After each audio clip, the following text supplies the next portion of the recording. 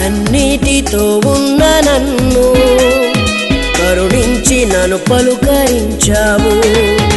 కన్నీటితో ఉన్న నన్ను కరుణించి నన్ను పలుకరించావు.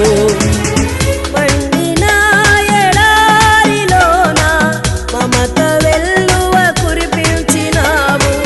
పండిన ఎడారిలోన మమత వెల్లువ కురిపించినావు.